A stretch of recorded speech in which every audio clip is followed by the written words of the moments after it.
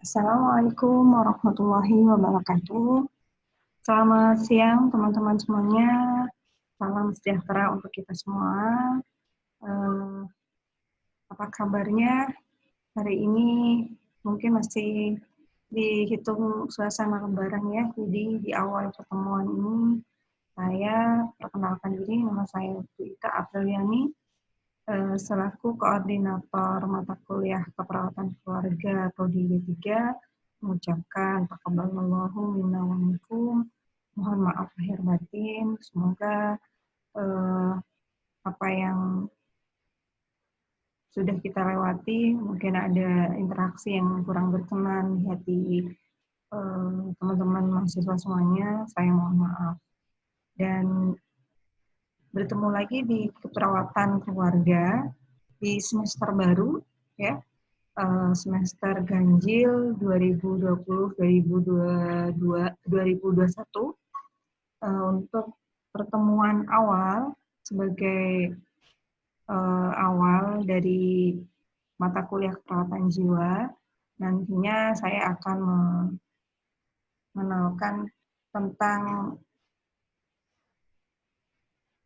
primary healthcare ya. Namun sebelumnya tidak ada salahnya saya mengingatkan teman-teman semuanya juga untuk mata kuliah keperawatan keluarga ini merupakan kelanjutan dan bagian dari mata kuliah keperawatan komunitas, sehingga nantinya akan banyak bersinggungan dengan keperawatan komunitas juga. Dan untuk semester ini berhubung Bu Ida Nurrahmah ya, yang biasanya menggawangi sebagai koordinator keperawatan keluarga sedang cuti melahirkan. Untuk semester ini teman-teman akan berjumpa dengan saya sebagai koordinator. Nantinya setiap ada permasalahan terkait dengan perkuliahan keluarga, silahkan si pen kelas bisa menghubungi saya. Dan untuk mata kuliah keperawatan keluarga ini ada 7 pertemuan, di mana masing-masing pertemuannya ada 2 kali. Ya, satu pekannya ada 2 kali pertemuan. Ya, ini ada 3 SKS dengan 7 pekan pertemuan. Setiap pekan ada 2 pertemuan di hari Senin dan hari Kamis di jam yang sama, jam 12.50 sampai jam 16.10. Nah, adapun penjelasan RPP, kalian bisa lihat di Skalsa, nanti akan saya unggah di Skalsa untuk RPP lebih jelasnya. Dan juga untuk penugasan, ya, sesuai dengan arahan Prodi, untuk penugasan maksimal 25%, dan untuk UTS nantinya akan diambil dari nilai kuis, ya, nilai kuis di setiap pertemuan ya. Nanti Bapak Ibu dosen akan membagikan kuis seperti biasa ya, seperti pengalaman di semester kemarin, sehingga teman-teman saya rasa sudah banyak mendapatkan gambaran ya. Kurang lebihnya sama untuk pelaksanaan perkuliahannya. Dan untuk keperawatan keluarga, karena memang ada praktikumnya, di beberapa pertemuan, ada 2 pertemuan yang memang sifatnya itu praktikum ya sebenarnya. Akan tetapi dengan adanya pandemi ini, saya coba sesuaikan dengan kondisi, sehingga untuk tugas, beberapa tugas, itu sifatnya fleksibel, artinya bisa dilaksanakan teman-teman mahasiswa di daerahnya masing-masing ya, tidak harus keluar. Bahkan nantinya untuk pembuatan asuhan keperawatan keluarga akan dilaksanakan atau diadakan pengkajian pada keluarga dari masing-masing mahasiswa seperti itu ya. Jadi ini gambaran di awal untuk perkuliahan keperawatan keluarga dengan kondisi pandemi saat ini. Oke, baik teman-teman, karena ini sudah masuk ke jadwal mata kuliah keperawatan jiwa di pertemuan perdana di hari Senin tanggal 1 Juni ya. 1 Juni juga sebagai peringatan Hari Pancasila ya. Nah, semoga teman-teman juga semakin semangat menghadapi kondisi sekarang ya, meskipun dengan harus tetap mematuhi peraturan yang ada, semoga tetap semangat dan juga bisa mengambil hikmahnya. Baik, saya mulai saja untuk pertemuan pertama, yaitu dengan materi primary health care atau pelayanan kesehatan primer. Ya, mungkin ini istilah yang baru buat teman-teman, tapi sebenarnya wacana ini sudah sering didengungkan ya, kalau di media-media sosial sudah sering disinggung tentang primary health care atau PHC. Ya, apa saja yang kita bahas di pembahasan kita perdana ini? Yang pertama adalah latar belakang, kemudian pengertian, ada tujuan, prinsip dasar, ciri-ciri, ruang lingkup, kemudian peranan tenaga kesehatan, dan bentuk operasional dari PHC ini. Ya, kita awali dari latar belakang ya. Dimulai dari tahun 1977, di mana pada tahun tersebut sudah ada Badan Dunia yang dinamakan World Health Assembly, WHA, yang menetapkan adanya kesepakatan global untuk mencapai HFA atau Health for All by the year 2000 ya.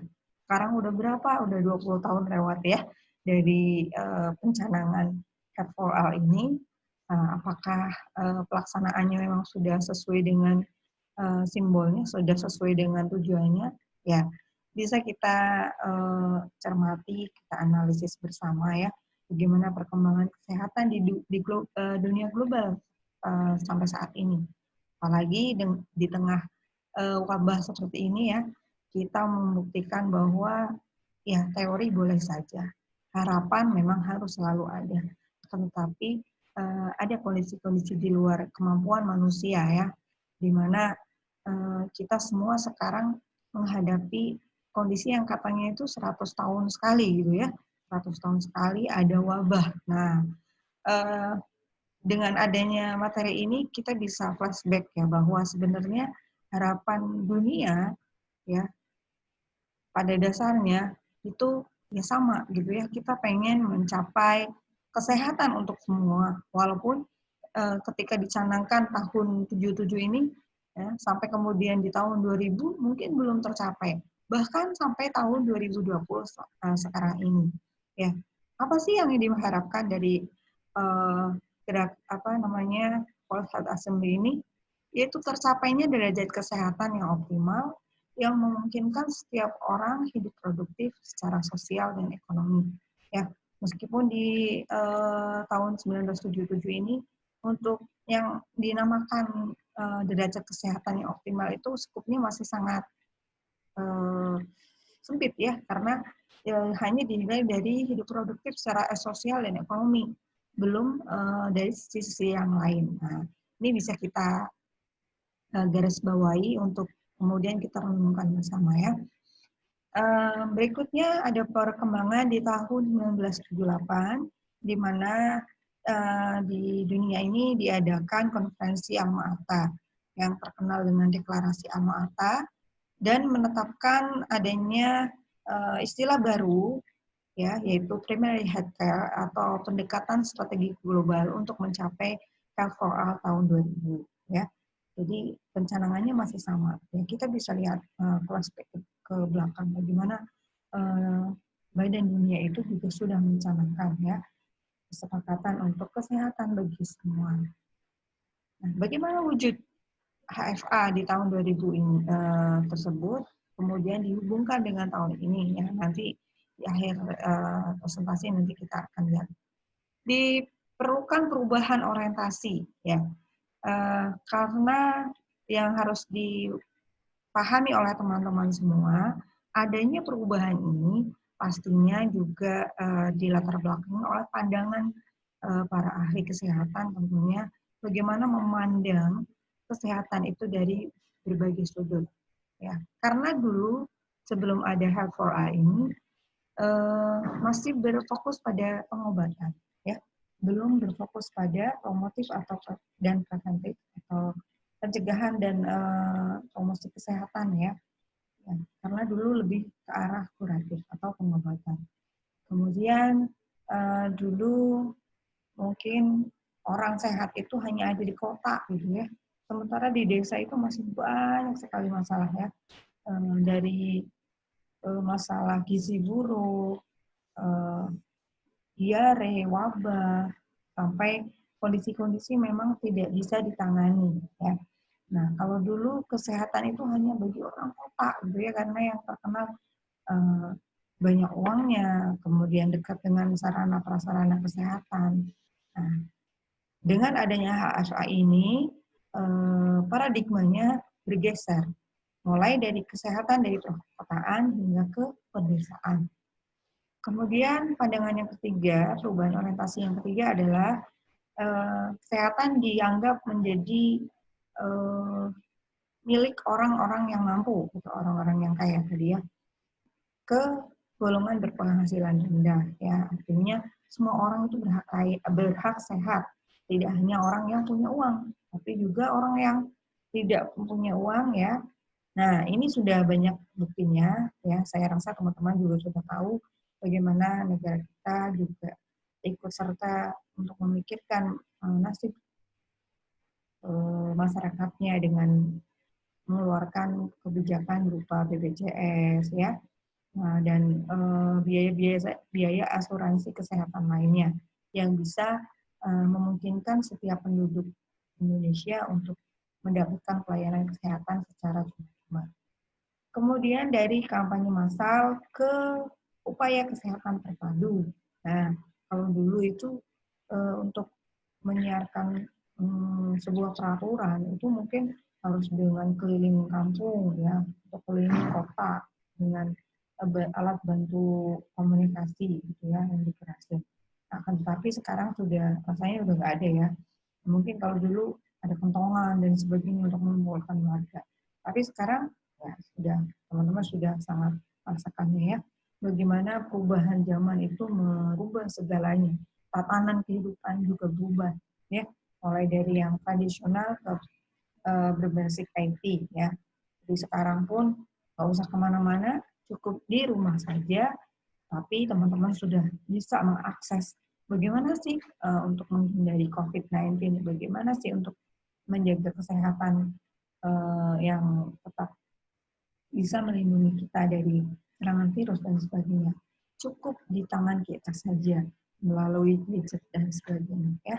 Nah, itu diantaranya perubahan yang sudah kita rasakan dan ternyata ya apa yang kita nikmati sekarang adalah buah pikiran, adalah konsep-konsep awal dari para pendahulu kesehatan.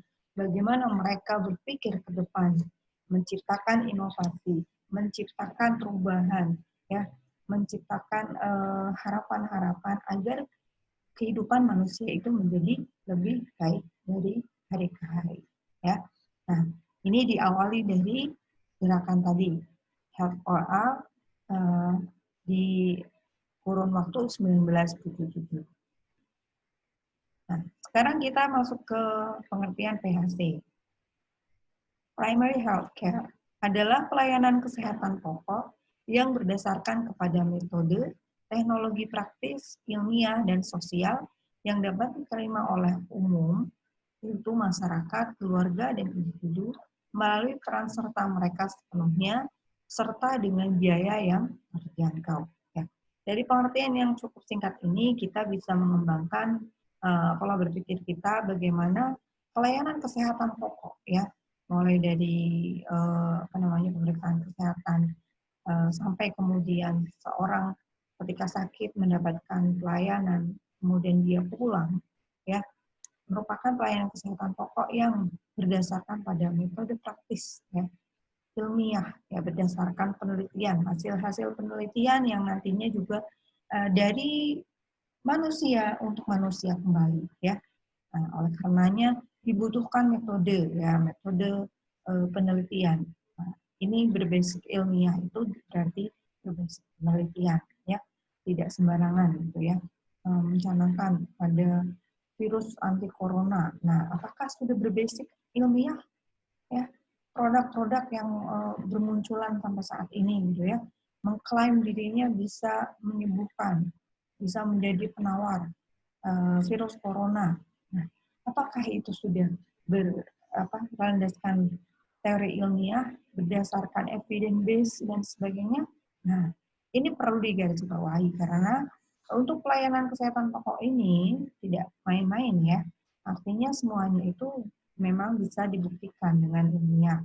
Ya, Allah sudah menciptakan virusnya, berarti sebenarnya Allah juga sudah menciptakan penangkalnya. Akan tetapi bagaimana caranya untuk menemukannya? Ya, itu kita belajar bersama ya.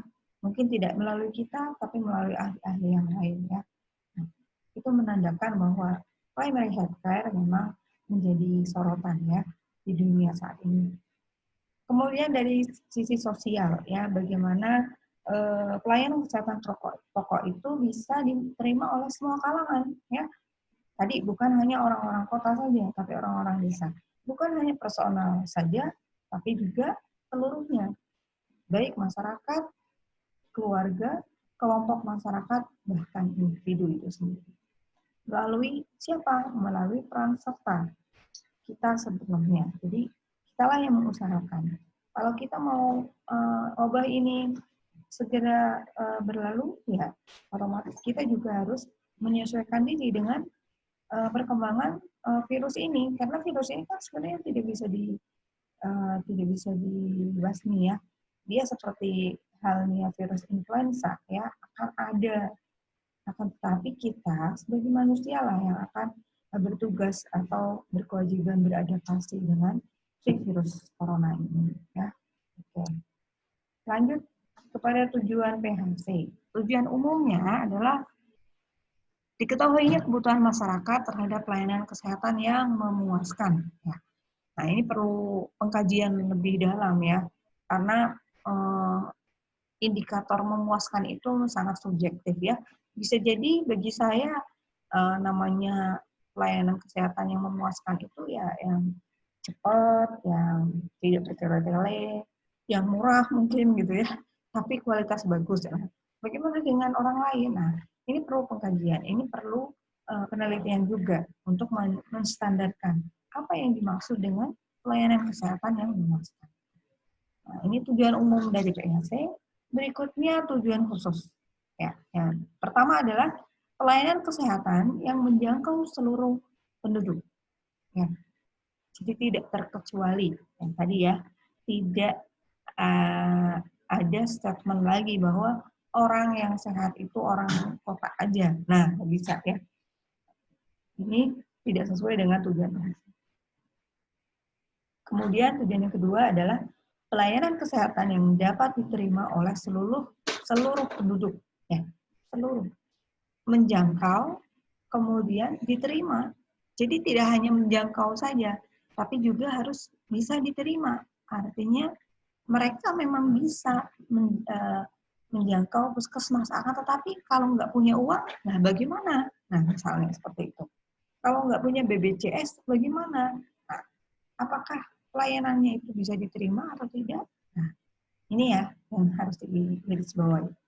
Menjangkau, dapat diterima. Kemudian yang ketiga, berdasarkan pada kebutuhan medis dari populasi. Ya.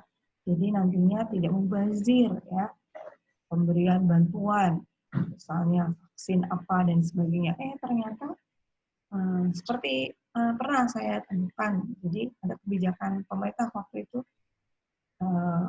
kurang dari 2 tahun ini ya, pemberian biskuit pada balita. Ternyata balitanya itu nggak suka dengan biskuit yang dibagikan secara cuma-cuma oleh pemerintah melalui puskesmas. Nah, ini kan berarti harus dikaji ulang, ya. Kebutuhan medisnya seperti apa? Apakah memang dibutuhkan atau tidak? Kalau tidak, itu hanya membuang-buang anggaran saja dan akhirnya tidak tepat sasaran, ya. Jadinya, ya program-program yang ada itu memang harus selalu dievaluasi, ya. Kemudian yang keempat, tujuan khususnya adalah pelayanan kesehatan yang menggunakan seluruh sumber daya secara maksimal. Nah, sumber daya ini bisa kita cermati ada dua, sumber daya manusia dan sumber daya alam. Nah, kedua sumber daya ini memang harus saling bersinergi, lalu saling berkolaborasi. Jangan sampai karena sumber daya melimpah dari alam, tetapi karena sumber daya manusianya kurang, akhirnya sumber daya alamnya tidak termanfaatkan dengan baik. Ya. Jadi sedemikian rupa sebisa mungkin ya adanya sumber daya alam yang berlimpah juga dibarengi dengan peningkatan kemampuan, peningkatan kapasitas dari sumber daya manusia yang ada. Bagaimana dengan di tempat kalian? Nah, dari dua slide ini akan banyak yang bisa kita bahas sebenarnya ya, ketika membahas bagaimana konsep primary health care ini. Kemudian prinsip dasar PHC. Yang pertama, pemerataan upaya kesehatan. Kemudian penekanan pada upaya preventif, penggunaan teknologi tepat guna atau TTG, pelibatan peran serta masyarakat, dan melibatkan kerjasama lintas sektoral. Ya. Dari pengertian dan konsep di awal, kemudian dikerucutkan lagi menjadi prinsip. Nah, prinsip ini harus teman-teman pahami dengan baik ya, bagaimana PHC ini bisa terlaksana dengan baik di masyarakat jika tidak mengandung 5 unsur tadi ini. Ya, jadi pemerataan upaya kesehatan, ya. Wacana puskesmas di setiap desa itu memang sudah ada, sudah terlaksana atau belum? Ya, saya rasa semuanya sudah ada ya. Akan tetapi bagaimana pelaksanaannya? Sudah maksimal atau belum? Ya, nah ini merupakan salah satu contoh dari upaya pemerataan upaya kesehatan. Kemudian penekanan pada upaya preventif. Nah, preventif ini bagaimana perannya? Peran perawat terutama, ya. Kalau saya lihat kondisi di desa saya sendiri ya, mungkin kalau di desa itu sekarang sudah lama sih ya, sudah lama ya ada bidan desa ya, bidan desa bukan perawat kan ya, nah bukan perawat.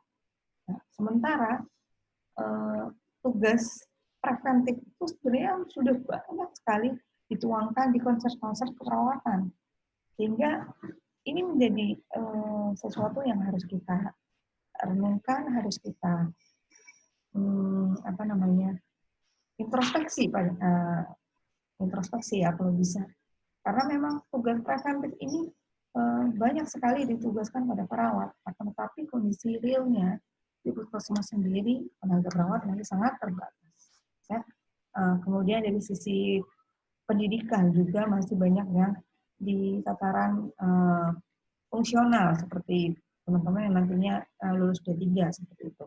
Nah ini harusnya menjadi sebuah pemikiran bersama ya yang harus dikritisi.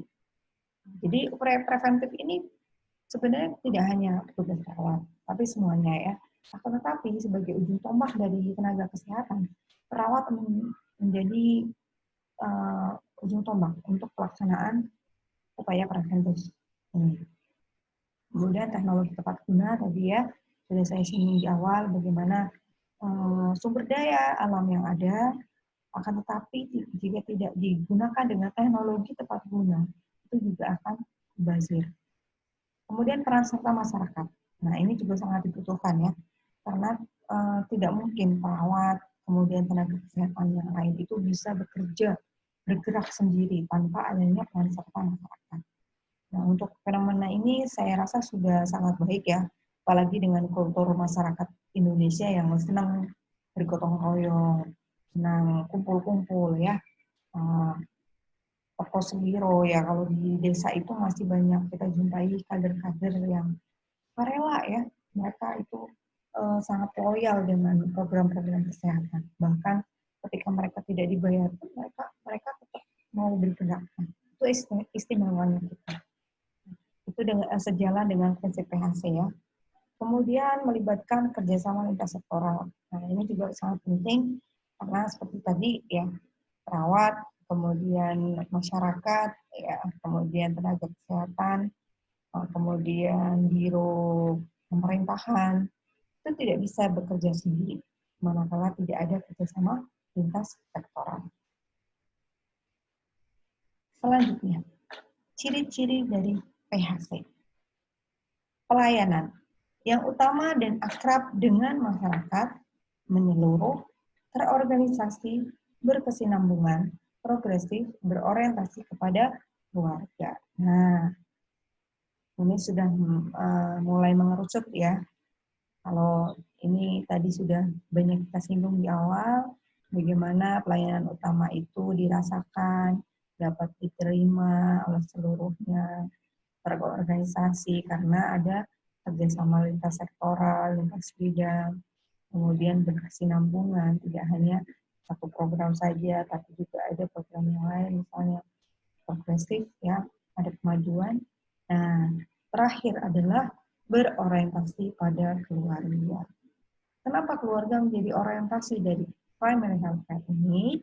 Ya, tidak lain karena keluarga adalah unit terkecil dari sebuah negara, bahkan dunia. Ya, tanpa adanya keluarga yang kokoh, tanpa adanya keluarga yang harmonis, tanpa ada keluarga yang tangguh, ya, rasanya akan sangat sulit untuk membuat sebuah bangunan yang namanya masyarakat, yang namanya negara, bahkan dunia dengan tatanan yang lebih baik. Oleh karenanya, program primary health care ini berorientasi pada keluarga.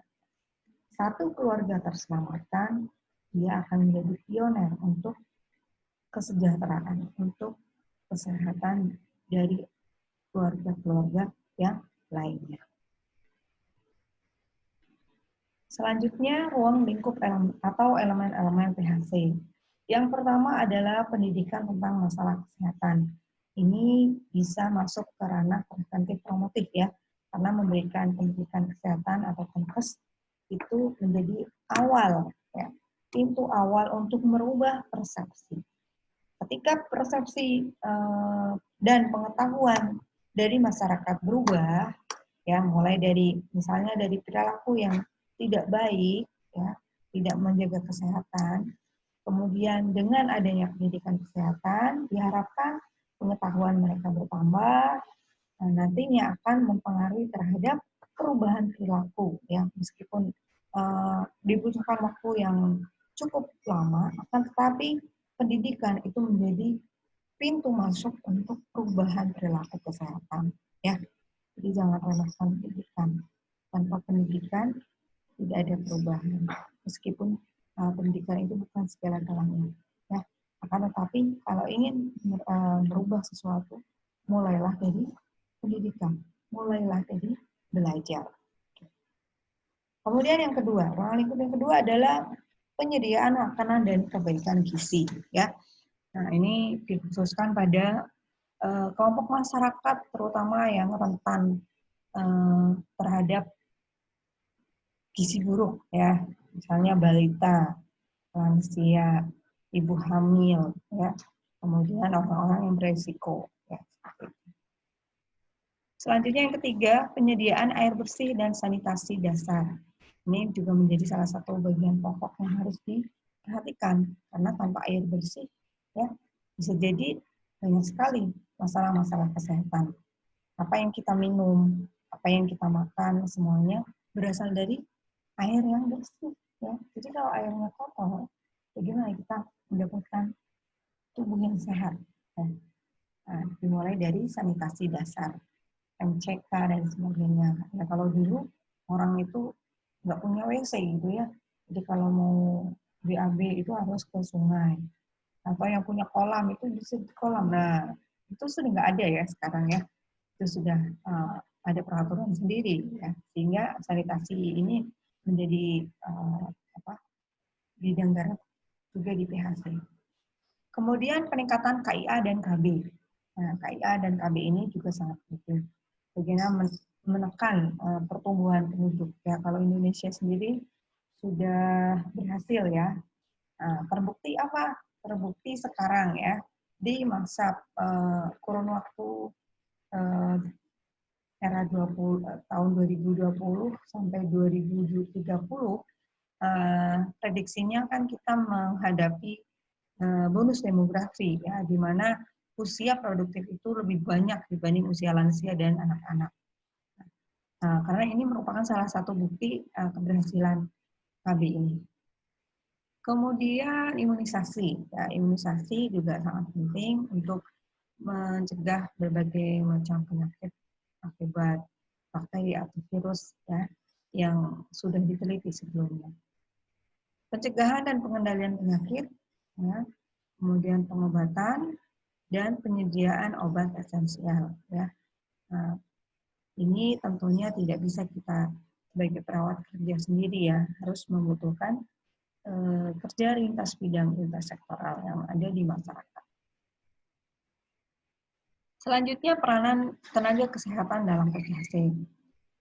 Ya, kalau kita hubungkan dengan kondisi saat ini, tema ini sangat sesuai, ya. Sudah banyak yang dibahas terkait dengan peran nakes, terutama di era COVID ini, ya, pandemi ini. Nah, apa saja peran nakes di dalam PHC ini? Yang pertama adalah mendorong peran serta aktif masyarakat, mengajarkan konsep kesehatan dasar dan teknik asuhan diri kepada masyarakat, memberikan bimbingan dan dukungan kepada masyarakat, mengkoordinasikan kegiatan pengembangan kesehatan masyarakat, membina kerjasama dengan masyarakat, keluarga, individu, membina kerjasama lintas program dan lintas sektoral, ya. Nah, jadi peranan tenaga kesehatan ini juga bentuk dari penjabaran dari prinsip PHC, dari konsep PHC yang tadi kita bahas, ya. Jadi mendorong, mengajarkan, terutama dengan pendidikan kesehatan, ya, memberikan bimbingan, ya, bagaimana mengajarkan kepada masyarakat tentang pola hidup sehat, ya, mengkoordinasikan. Nah, ini terkait dengan peran perawat, ya, bisa sebagai fasilitator.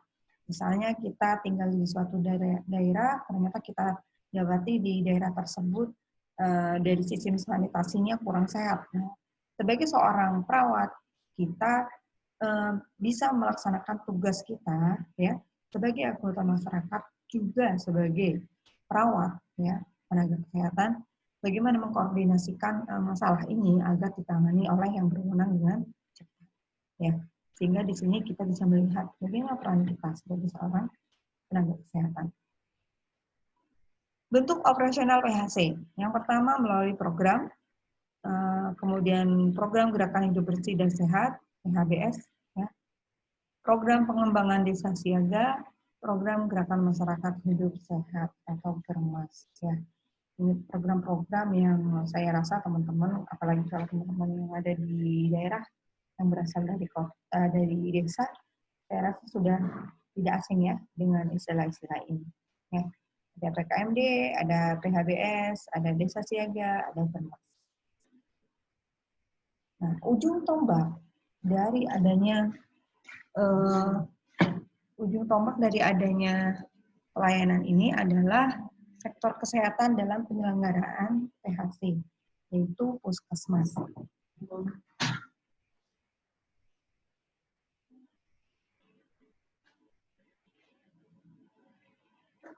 Ya, puskesmas menjadi salah satu ujung tombak dari pelaksanaan PHC ini. Ya, oke. Kemudian perkembangan PHC nanti bisa teman-teman lihat di slide ini, dan nantinya bisa dipelajari kembali bagaimana pelaksanaan PHC yang ada di Indonesia pada kurun waktu 2020 ini. Itu saja yang bisa saya jelaskan, semoga bermanfaat. Jika ada pertanyaan bisa kita lanjut di forum diskusi. Terima kasih. Assalamualaikum warahmatullahi wabarakatuh.